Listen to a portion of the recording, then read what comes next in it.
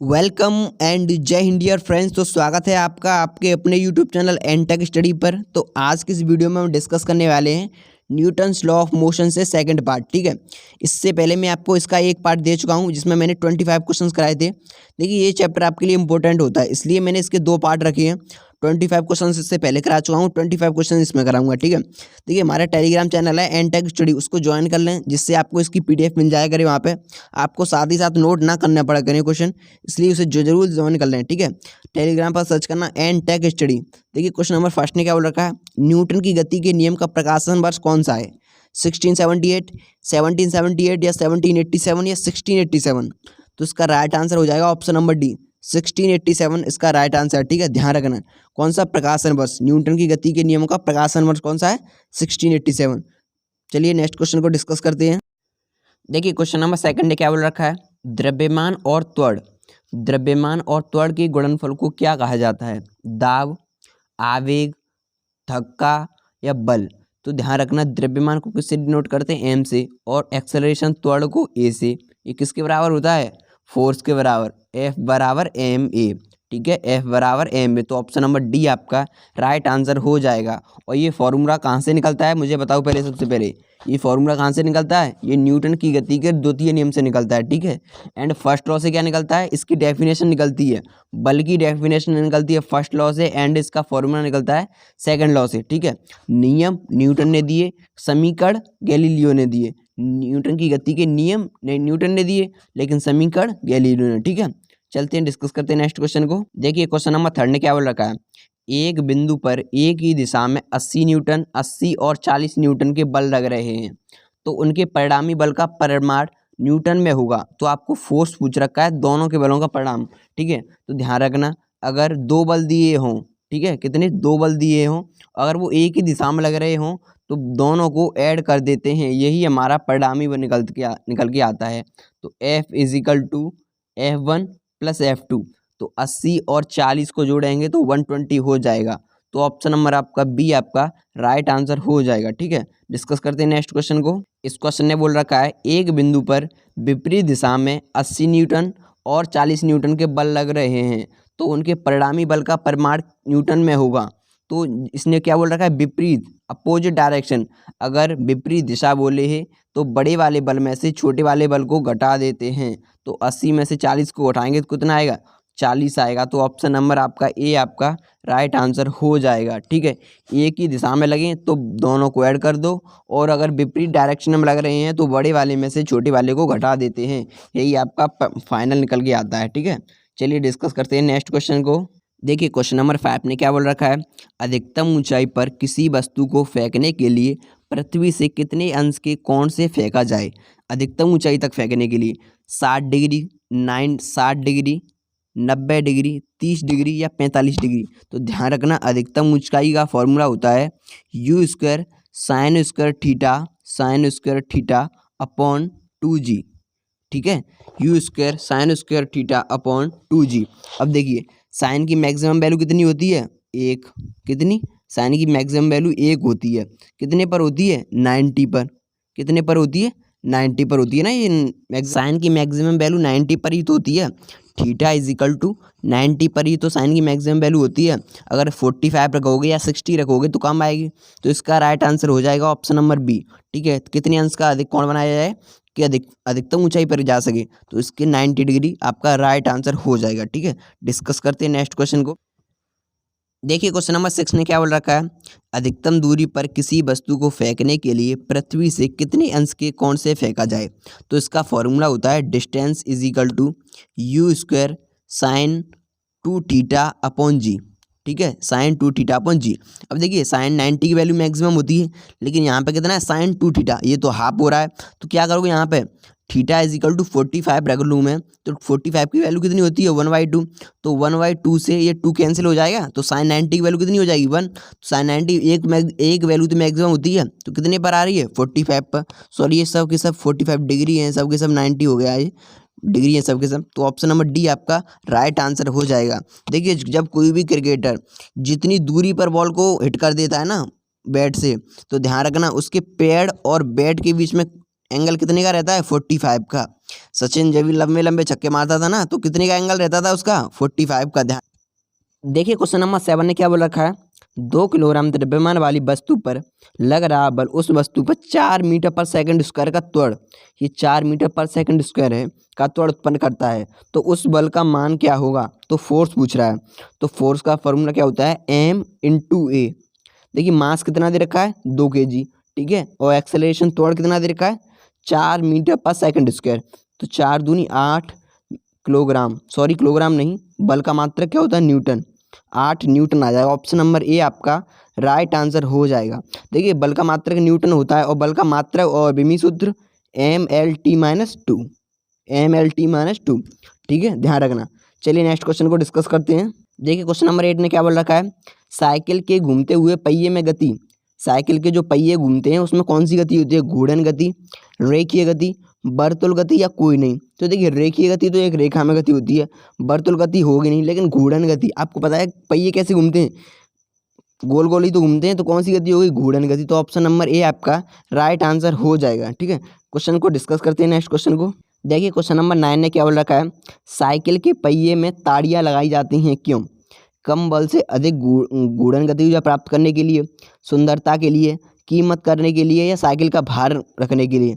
तो इसका right answer हो जाएगा ऑप्शन नंबर ए, कम बल से अधिक घूर्णन गति प्राप्त करने के लिए। ठीक है, कम बल लगे, कम फोर्स लगाए, जैसा कि हम पेडल पर कम पैर मारें और अधिक घूर्णन गति प्राप्त हो, उसके लिए लगाई जाती है। ठीक है, ऑप्शन नंबर ए आपका राइट आंसर हो जाएगा। डिस्कस करते हैं नेक्स्ट क्वेश्चन को। देखिए क्वेश्चन नंबर 10 ने बोल रखा है, तैरना न्यूटन के गति के किस नियम पर आधारित है, पहले नियम पर, दूसरे नियम पर, तीसरे नियम पर या नन ऑफ दी। तो इसका राइट आंसर हो जाएगा ऑप्शन नंबर सी, तैरना न्यूटन की गति के तृतीय नियम पर आधारित है। किस पे, तृतीय नियम पर। तृतीय नियम होता क्या है, क्रिया प्रतिक्रिया का। ठीक है, ऑप्शन नंबर सी आपका राइट आंसर हो जाएगा। चलिए डिस्कस करते हैं नेक्स्ट क्वेश्चन को। देखिए क्वेश्चन नंबर 11 ने क्या बोल रखा है, जेट विमान निम्न में से किस सिद्धांत पर कार्य करता है, गति के तीसरे नियम पर, रेखीय संवेग संरक्षण पर, प्रणोद पर, सॉरी ये प्रणोद है, प्रणोद पर या इन सभी पर। तो इसका राइट आंसर हो जाएगा ऑप्शन नंबर डी, गति के तीसरे नियम पर भी करता है, रेखीय संवेग संरक्षण पर भी करता है और प्रणोद पर भी करता है। ठीक है, तो ऑप्शन नंबर डी आपका राइट आंसर हो जाएगा। देखिए क्वेश्चन नंबर 12 ने क्या बोल रखा है, दूध को मथने से इनमें क्रीम निकाल अलग हो जाती है, दूध को मथने से इसमें क्रीम अलग हो जाती है क्योंकि अपकेंद्रीय बल के कारण, अपकेंद्रीय बल के कारण, गुरुत्वाकर्षण बल के कारण या त्वरण के कारण। देखिए इसका राइट आंसर होगा ऑप्शन नंबर ए, क्योंकि देखिए अपकेंद्रीय बल क्या होता है mv²/r, कहाँ लगता है, केंद्र की ओर लगता है। ये कहाँ से, बाहर से लगता है केंद्र की ओर, अब केंद्रीय अंदर की ओर, अब केंद्रीय बाहर से अंदर की ओर, बाहर से अंदर की ओर, लेकिन अपकेंद्रीय बाहर भी, अंदर से बाहर की ओर।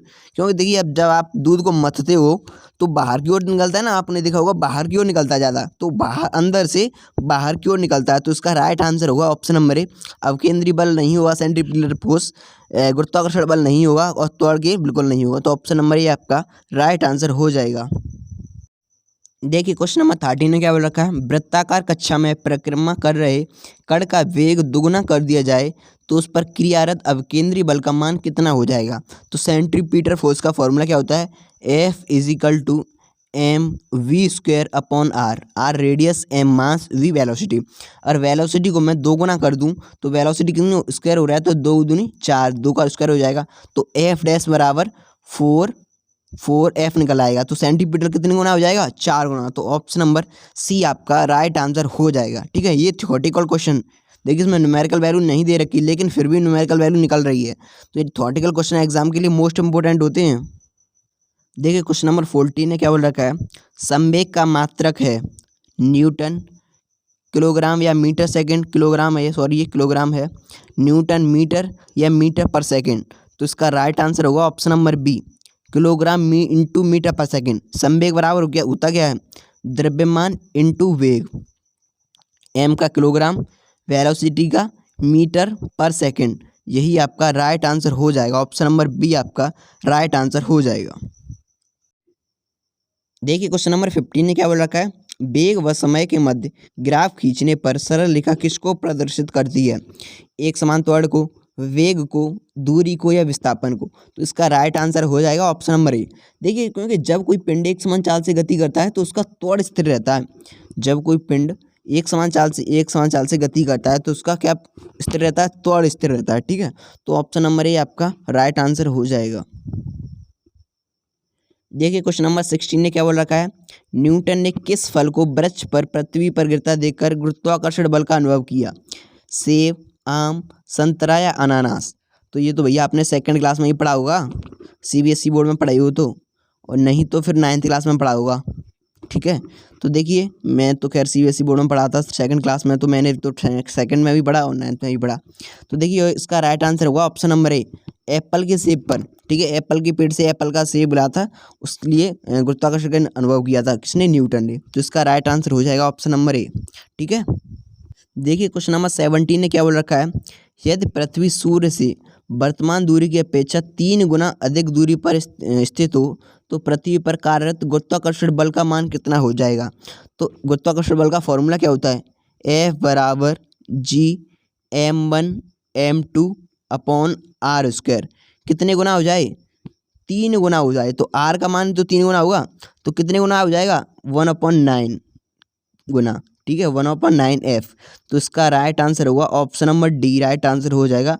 वर्तमान गुरुत्वाकर्षण बल का 1/9 भाग होगा। ठीक है, ऑप्शन नंबर डी आपका राइट आंसर हो जाएगा। 2 गुना नहीं होगा, 4 गुना नहीं होगा, 3 गुना नहीं होगा। ठीक है, मोस्ट इंपोर्टेंट क्वेश्चन है, ध्यान रखना।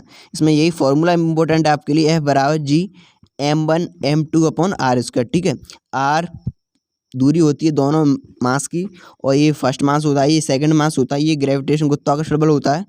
ठीक है, इसका राइट आंसर होगा ऑप्शन नंबर डी। देखिए क्वेश्चन नंबर 18 ने क्या बोल रखा है? यदि पृथ्वी अपने अक्ष पर घूमना बंद कर दे तो भूमध्य रेखा पर स्थित वस्तु का भार पहले की अपेक्षा अपरिवर्तित रहेगा, कम हो जाएगा, अधिक हो जाएगा या शून्य हो जाएगा? तो इसका राइट आंसर होगा ऑप्शन नंबर सी। देखिए एक और बात बता दूं, भार और द्रव्यमान दोनों अलग अलग चीज़ हैं। ठीक है, भार और द्रव्यमान दोनों अलग अलग चीज़ हैं। द्रव्यमान का मात्रक होता है किलोग्राम, ये मैंने यूनिट एंड डायमेंशंस में कराया था, आप जाइए उन वीडियो को देखिए, मोस्ट इंपोर्टेंट वीडियो है। ठीक है, द्रव्यमान का मात्रक होता है किलोग्राम और भार का मात्रक होता है क्या पता है? न्यूटन। जो बल का मात्रक होता है वही आपका भार का मात्रक होता है। ठीक है, तो इसका राइट आंसर हो जाएगा ऑप्शन नंबर सी। डिस्कस करते हैं नेक्स्ट क्वेश्चन को। देखिए क्वेश्चन नंबर 19 ने क्या बोल रखा है?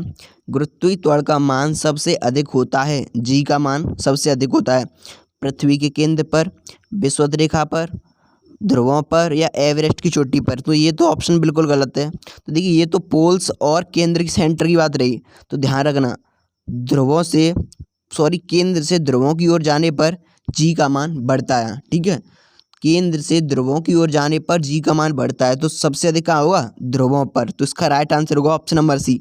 और लेकिन सबसे कम बोले तो केंद्र पर। कितना होगा? 0। ठीक है, कितना होगा? 0। ध्यान रखना, मोस्ट इंपोर्टेंट क्वेश्चन एक और बार बोल देता हूँ, गुरुत्वीय त्वरण का मान सबसे अधिक होगा कहाँ पर? ध्रुवों पर। सबसे कम होगा केंद्र पर। ऑप्शन नंबर सी आपका राइट आंसर हो जाएगा। देखिए क्वेश्चन नंबर 20 ने क्या बोल रखा है?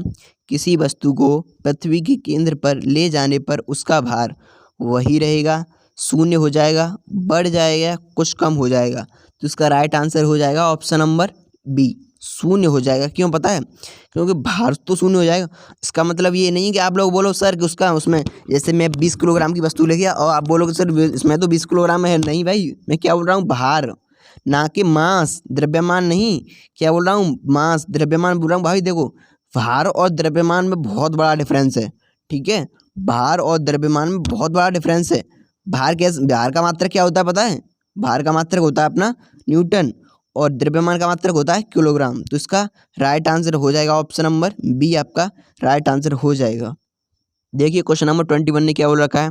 यह दो पिंडों के मध्य की दूरी दोगुनी कर दें और पिंडों का द्रव्यमान भी दोगुना कर दें तो उनके मध्य गुरुत्वाकर्षण बल का मान पहले की अपेक्षा आधा हो जाएगा, उतना ही रहेगा, दुगुना हो जाएगा या 4 गुना हो जाएगा?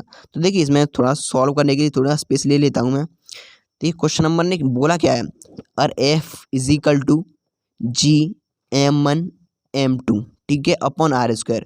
अगर मैं इसका दोनों मास का मान दोगुना कर दूं तो G 2 गुना 2 गुना 4 गुना 4m1m2 अपॉन इसका भी मान कितना कर दूं? 2 गुना, तो 4 गुना इसका भी हो जाएगा 4r² हो जाएगा। तो 4 से 4 कैंसिल हो जाएगा, कोई फ़र्क पड़ेगा इस पर? कोई फ़र्क पड़ेगा? नहीं पड़ेगा भाई, उतना ही रहेगा। तो इसका राइट आंसर हो जाएगा ऑप्शन नंबर सी आपका ऑप्शन नंबर बी आपका राइट आंसर हो जाएगा। उतना ही रहेगा, कोई फ़र्क नहीं पड़ेगा, क्योंकि दोनों मास भी दोनों डबल हो रहे हैं एंड उसके बीच की जो रेडियस है, त्रिज्या है, वो भी डबल हो रही है।